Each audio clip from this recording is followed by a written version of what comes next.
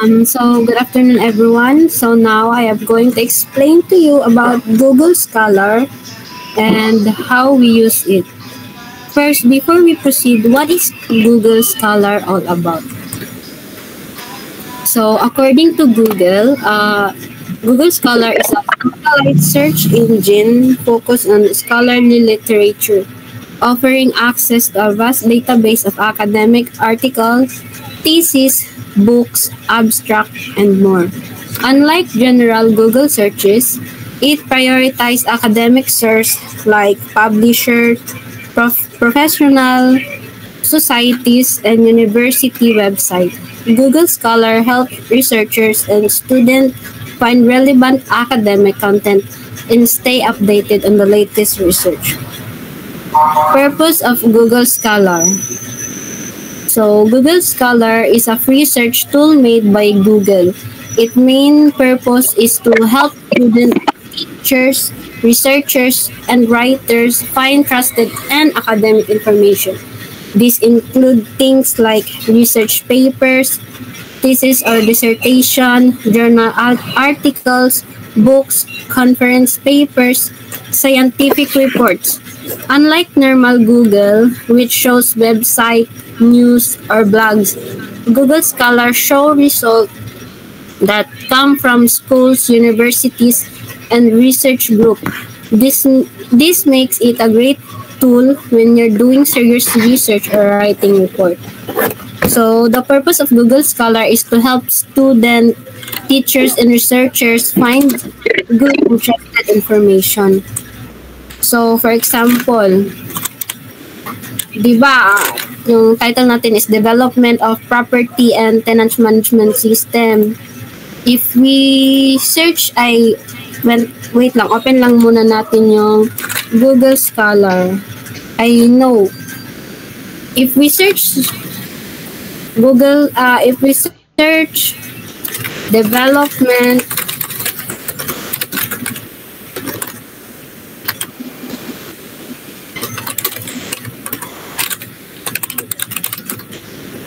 property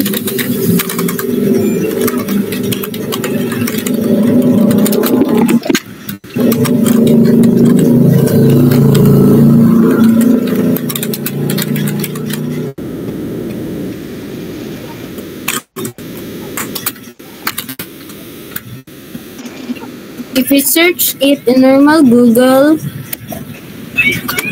ito yung lalabas. Ganito. Then, if we search it sa Google Scholar naman, we can see the real studies and research paper that can help our topic. So,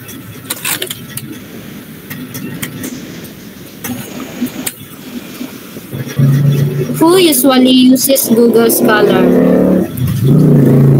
The one who use Google Scholar are college students.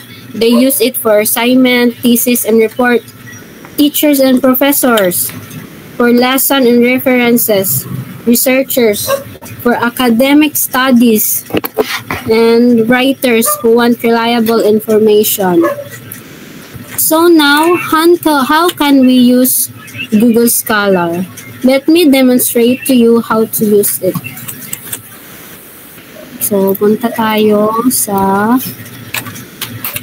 We can go to Google Scholar by just typing it scholar.google.com or Google Scholar kung saan kayo prefer. So, makikita nyo to. As you can see in this web page, it has menu, this one, my profile, my library. Siyempre, andito din yung search bar niya. Kung saan pwede tayo mag-search ng mga citation and etc. So, based on my research, before we get started searching on Google Scholar, we must familiarize ourselves with the three basic aspects of the literature search, which are the three basic aspects of literature search is the citation count, publication name, publication date.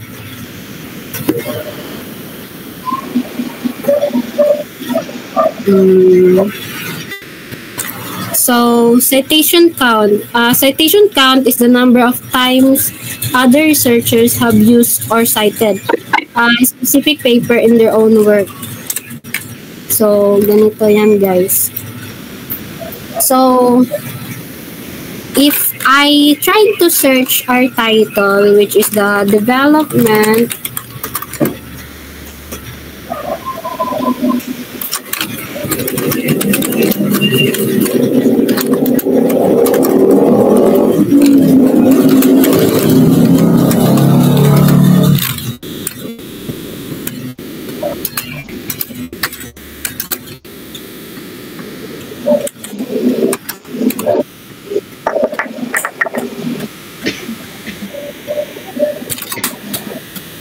mode.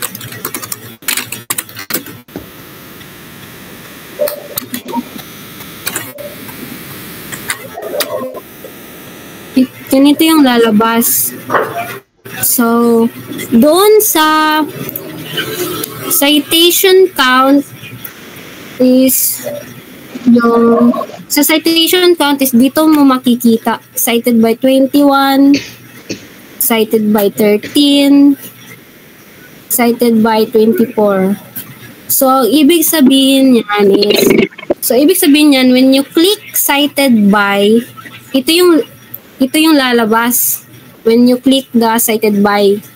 So, pagkatapos mo pag-click dyan is lalabas yung ilan ba yung, diba, pag-click mo ng 21 cited by 21, yung lalabas dito is yun yung mga articles na gumamit ng original na articles. So, kumbaga, that mention or use the original articles. So, pag na-click mo na, lalabas din yung 21 researchers na gumamit ng original na research. Kumbaga, sinited lang din nila. Ito yung mga 21 articles na gumamit doon sa pinakaunang articles na binigay ko. Ito. And then, you can see who else article, yung sinabi ko kanina, ito. We can find more related research. Pwede din tayo, makakahanap din tayo dito ng mga pwedeng gamitin natin as na citation, kumbaga. We also discover newer paper that continue or build on the same topic. So, next is the publication name and date. So, publication name and date refers to the name of the author, the journal where the articles was published, and the year when the article was published. So, for example, this one.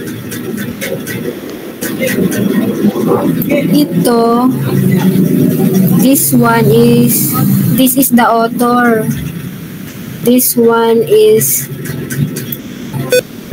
is where the article was published, and this is the date or the year it was published.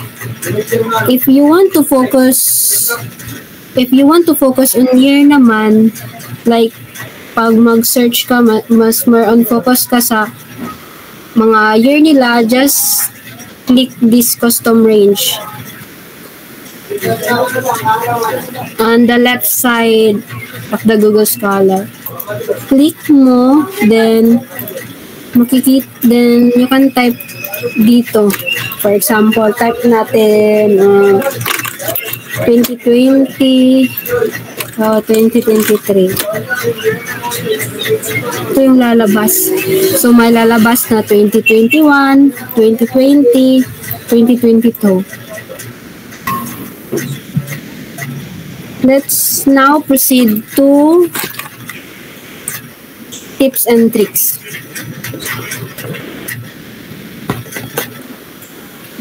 Tips and tricks. Using Google Scholar is very similar to searching for books on library computer. Because of this, the same search rules work well in both.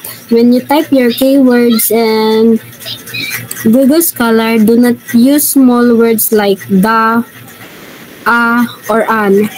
These words are not helpful and may give you fewer good results. Just use the important words from your topic.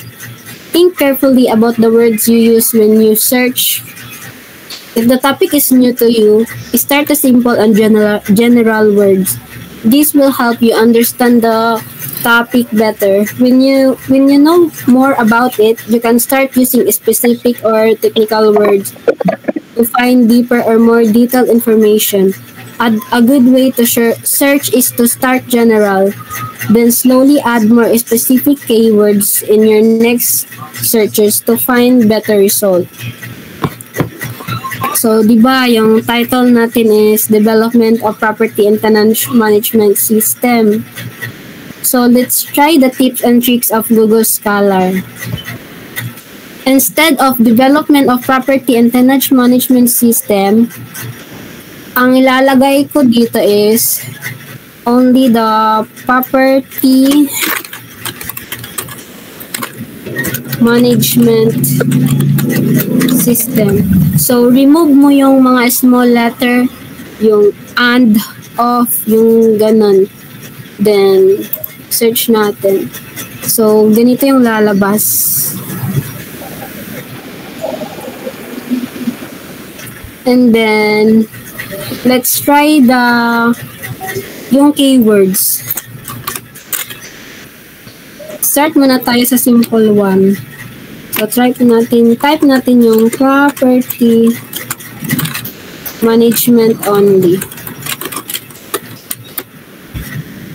Ito yung lalabas. So, this give us a general result about managing properties. So, only managing properties lang yung lalabas. And then, add more keywords like property and tenant management system. Property and tenant management system. Ganito din yung lalabas. So, more on, nag-focus siya sa tenant tracking. And more on, try natin yung more on specific. So, put natin yung automated tenant payment tracking system. So, dito naman is makikita natin that more on track rent or payment automatically. So, that is how we use tips and tricks of Google Scholar. The first tips and tricks is just remove yung the or yung mga small words. Then sa keywords naman is just add na mga simple word. Then pag may is something more specific naman. So that is how we use the tips and tricks of Google Scholar. So now let's proceed to. So let me introduce you this one. The advanced search, related articles, saving to your library, and generating citation. So let's go back to the front page of the Google Scholar. So, when you click the menu icon, ito yung makikita natin. My profile, my library, alert, metrics, advanced search, then setting. So, click natin yung advanced search. So, ito yung lalabas. Then, you can use it as a shortcut para hindi na kayo masyadong mahirapan. It works like the tips and tricks, but it's more organized and specific. Pero para sa akin, is mas more simple yung tips and tricks kaysa sa advanced search.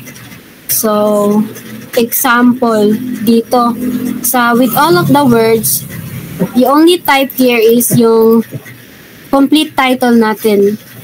And dito naman with the exact phrases is lagay natin yung complete title, then add the quotation. Kaya ng sample dito.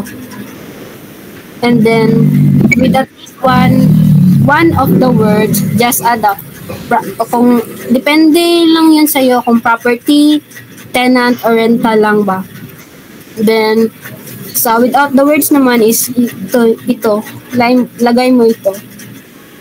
Then, wag mo na tong galawin. And then, dito naman sa return articles authored by is, kung may kilala kang author na nakapagsulat na ng article same sa title natin, just type the name. Name lang ng author. Kagaya ng sample dito sa baba. Then, it will show only the research papers or articles written by him or her. And then, dito naman sa return article published in, if you want to find articles published na related siya sa, for example, sa real estate, type nyo lang yung real estate and it will show only articles from that journal. Related lang siya sa real estate, ganun. And then, dito naman, yun, same lang din yun sa, ano ba yun? Same lang siya sa custom range. Kapag gagamitin mo to, if you want to use this advanced search, you don't have to fill in every box yung ganito. Di mo na kailangan pang ilagayan lahat. You only leave mo lang yung ibang box. Kasi kapag nilagay mo, hindi lalabas yung articles na hinahanap mo. Then, now let's proceed to the related articles. Related articles. Type natin, property management. So, when you dito kita nyo related articles. Yan, related articles. When you click this one, ito yung lalabas. It give you a list of other studies that are about the same subject. So, kumbaga, if you click related articles, may lalabas na articles na related lang din sa same topic. Ano yung original topic? May mga related articles lang din na lalabas na pwede din gamitin para sa citation. No? And then, proceed tayo sa saving to your library. So, if you want to save an article na related sa study mo, just, kita nyo ba to? Save this one. Just click this one. Then, may lalabas na ganito. Click the reading links. Then, click done. Ganyan lang kadali pag gusto mong mag-save ng mga articles na babasahin mo mamaya or i-save mo para para gagawin mong citation sa research mo. And then if you want to view naman yung articles na na-save mo, just click this menu, go to my library, and then ito na, lalabas siya dito. Pag na-click mo lang yun agad yung library, ito yung lalabas. And then the last one is the generating citation. So the generating citation is to create a citation. If you want to create a citation, just click this one, cite. Then